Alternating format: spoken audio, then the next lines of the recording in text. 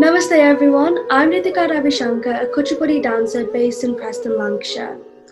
I was absolutely delighted to be asked by Annapurna Dance Company to be part of this amazing International Women's Day project, and I'm even more delighted to introduce our interviewee, young and aspiring musician Praneetha Bharath. As we know, the theme for this year's International Women's Day is Choose the Challenge, and Praneetha is the perfect embodiment of this. As the Calderdale's Youth Member of Parliament, she's already challenging the way society works, whether that be speaking out on the stigma of mental health, climate change, and also talking about COVID-19, which has been our current battle for the past year. We are so lucky to have her today, and it is my pleasure to introduce Praneetha Bharath.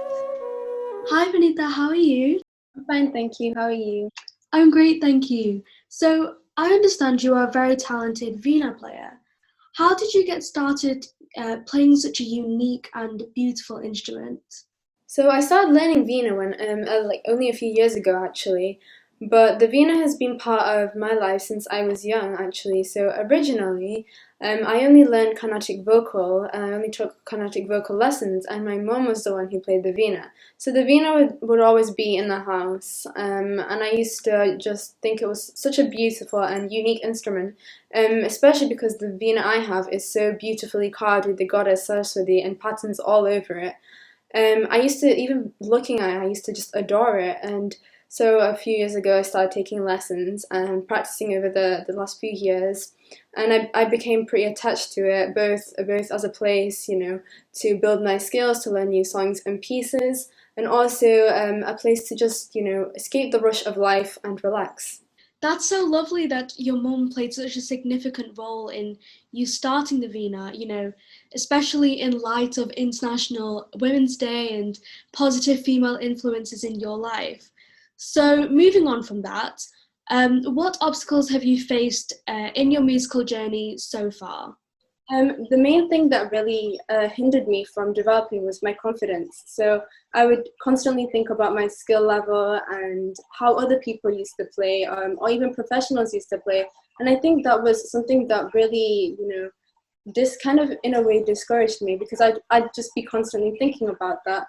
But in the end, it's just made me, inspired me to work harder. And most importantly, I've learned that music is about fully enjoying yourself and, loving it rather than segregating yourself into different levels. I completely agree, and I definitely relate to that as a performer myself. Kind of embracing the adrenaline and moving forward in confidence. So obviously we have a very distinct separation from our roots, but we have our art forms to embrace our heritage in a certain way. How do you think having this connection has made you into a stronger individual? When I was young, I'd feel pretty self-conscious about my culture and my identity. And I felt in the middle of a lot of things, a lot of the time. Was I too cultured over here, or was I too uncultured back compared to my family back home in India? And I think that this is something that a lot of people with different cultures face as well. But over the course of time, I learned that this is who I am. I have a strong and rich South Indian culture, and I have my Western side too, which I'm proud of them both. And the key thing is to have the balance between the two, which I know is very easy to collapse away from, especially when you're more, exposed to a certain side, and to, to lean towards one side. I'm so proud of my culture though, and having this beautiful history of arts, it's just a part of me now. It makes me feel like so blessed. The way how my Indian roots has built me into a better person and to a stronger person, especially being part of the first generation, is having values and traditions embedded into me, into my personality. And I feel stronger knowing that I'm part of something so great. So at only 16, I understand you are the member of the Youth Parliament for Calderdale. How has this allowed you to develop and build on your leadership qualities? So I joined the Youth Council back when I was in year 7. Being part of the Youth Council really allowed me to bring my points across, and honestly it brought me a lot of skills that I can take into real life. After the whole process of getting elected, I started attending bigger meetings on both a regional and a national level. So the annual conference, which is a national meeting where we get to speak to other MYPs across the UK, was the first meeting where I really managed to bring some points. For now, I've been attending Calderdale's and children's and young people's scrutiny meetings as a representative of the Youth Council, which has allowed me to discuss the effects of COVID on the youth of Calderdale. So all in all, the role of MYP has allowed me to take a platform, to express my voice, to show passion for issues and represent young people. No, that's so amazing. You're already doing so much at only 16 and making significant changes. The way you utilize your platform and your voice is so inspirational and is only amplified by the fact you're a young woman. And on that note, as a young Indian woman, what challenges do you feel are present in today's society? This is something that I've thought quite a lot about before, actually, and it's quite difficult to express. But I feel a lot of the things that I've faced in my position of a young Indian woman is mostly just my perception. And one thing that I've always felt even from when I was young was expectations. There are a lot of stereotypes for women, and on certain aspects, even more so for Indian women. So when I focus on being an Indian woman, I can see it's very difficult to, like I said before, stay balanced between both cultures. And there seems to be expectations from both sides in my experience. And in some places I felt that I shouldn't or I couldn't show my culture at all. And I should completely adapt to wherever I was. So whether that be in a Western setting, I don't show my Indian culture, or in an Indian culture, I don't show my in an Indian saying, I don't show my Western side, which is difficult sometimes. On the other hand, I think I have the general expectation of what I should be doing with my life. And I think being an Indian woman only, amplifies that, I think, in a certain way.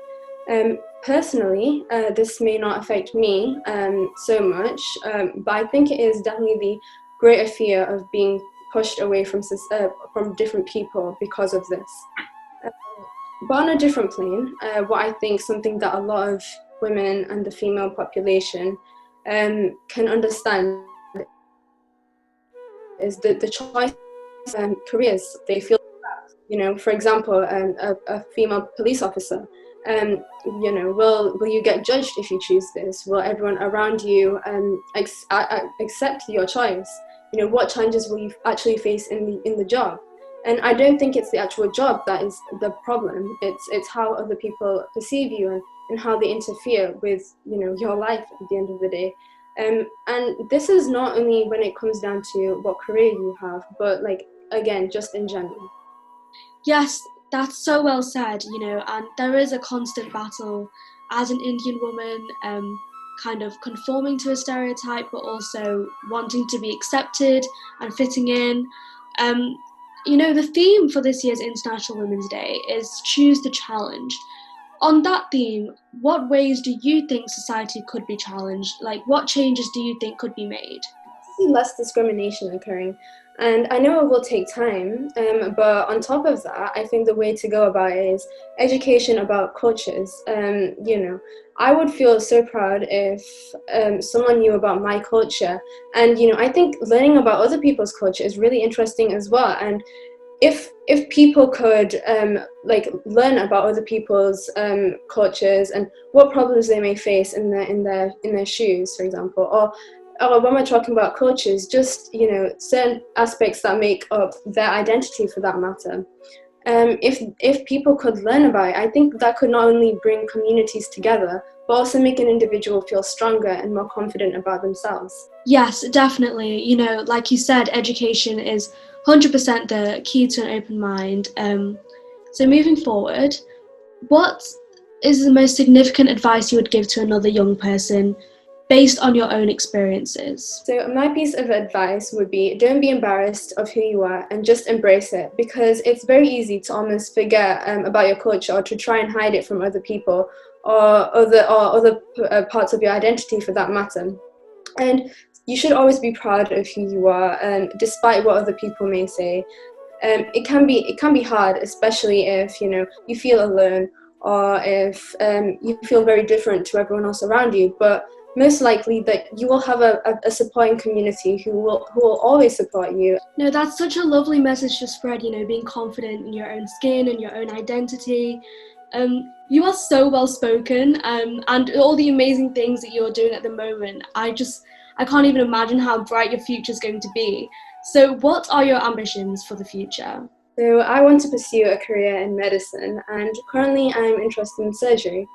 But in terms of my musical career, or my musical journey, I should say, I definitely don't want it to stop. And I'd love to take on new challenges and big opportunities to perform and keep refining my skills. But most importantly, keep loving music, keep enjoying music, because I feel like Veena playing is just a part of me now.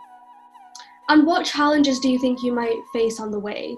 In terms of my choice of career, a lot of people view surgery as a male-dominated field due to whatever stereotypes they may have.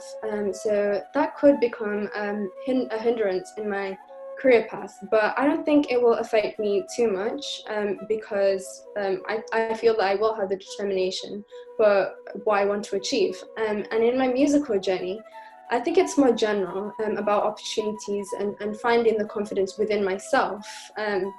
To just get out there. In the general flow of life, though, I know I will have expectations of me from different people in my life, different expectations, and I can't always adhere to all of them. And I don't, sometimes I just might not want to. They might question my choices, but I think it's just about breaking past what others perceive of me and doing what I love. No, I was just thinking when you were saying that you are such an amazing role model for young girls, especially hearing you talk about your determination to overcome these barriers of female stereotypes. It's so admirable and something that, all girls should be feeling. I wish you all the best for your future, and you're clearly going places, so thank you for sharing your insight. And it was lovely speaking to you. Thank you, Rithika and Annapurna Dance Academy, for this great opportunity in this wonderful project. I really appreciate it. Thank you. I will be playing Bhagyada Lakshmi, composed by Purandara Dasar, Ragam Adhyamavadi and Talam Adi.